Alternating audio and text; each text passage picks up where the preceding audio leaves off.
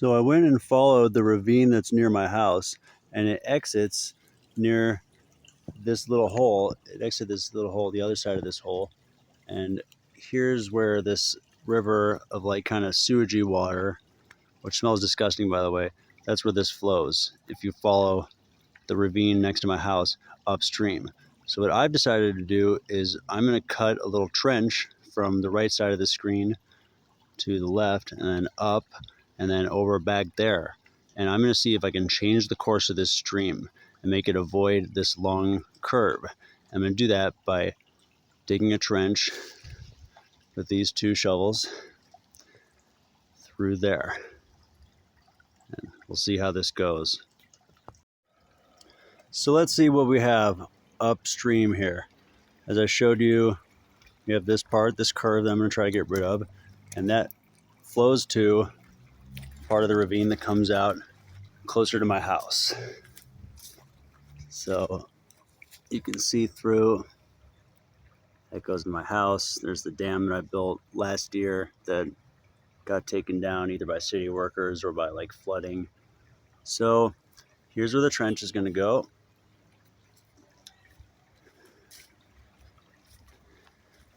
You go right here where my feet are, hopefully.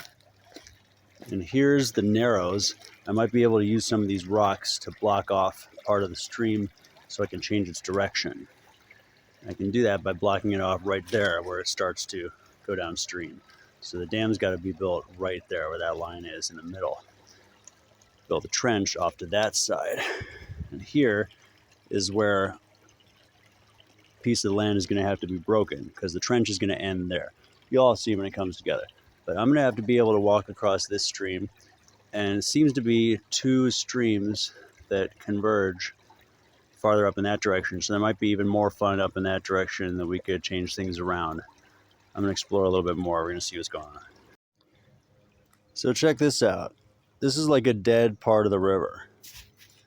And now it's not a dead part of the river. It reconnected. So that flows into that now. Let's see what's over here.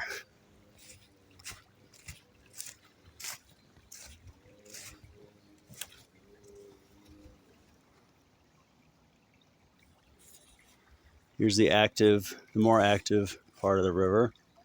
That stream, ravine, whatever. There's a lot of little streams over here.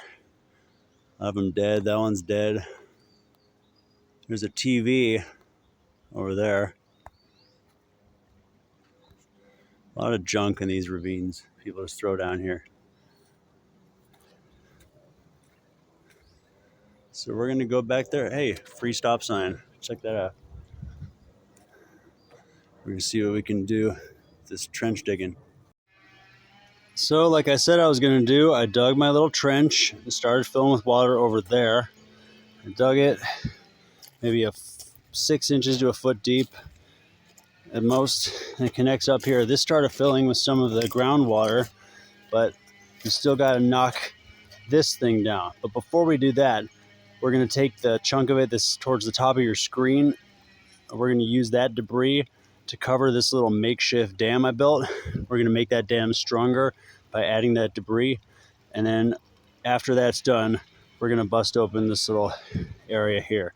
I'm modeling this after what was done with the Illinois sanitation ditch that connected the Chicago River to the Illinois River, which empties at the mouth of the Mississippi.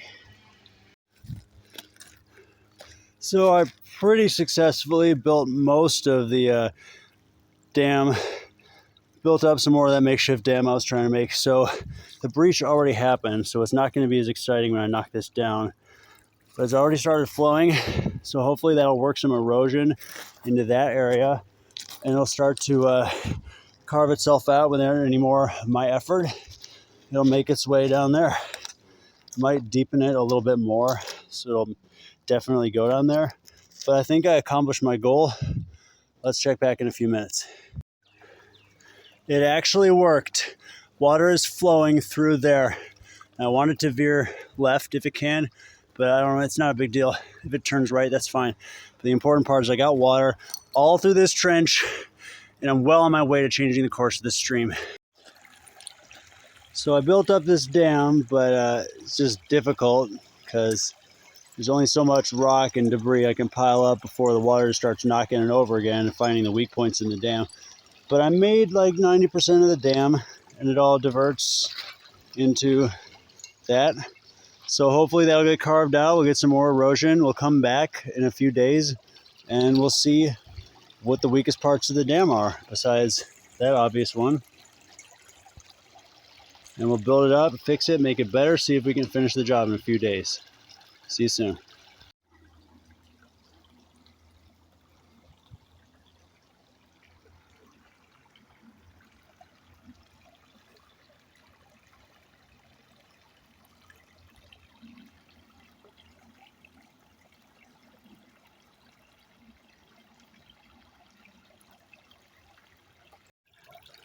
But before I check on it in a few days, I just built up that last little bit so it's a little stronger at its weakest point. And hopefully all of this that I'm standing on will dry up soon and it'll all flow into that. I'm hopeful. As you can see, the stream started to get a little more clear. So it really looks pretty. I mean, for a river shit, it looks nice. Nice little circling area for the water to swish around before it empties. I got it to empty the place I want it to.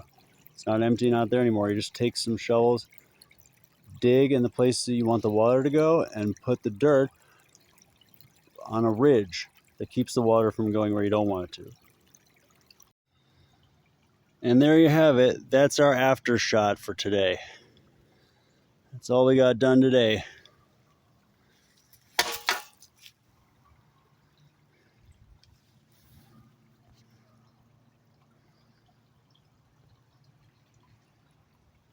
Yep. That's how you change the course of a ravine. Boy, there is nothing quite like the sound of the babble of a stream that you created with your bare hands and a couple of metal tools.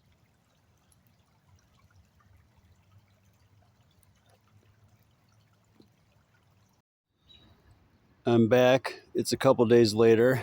This dam is still weakest in the middle like it was the last time I showed you.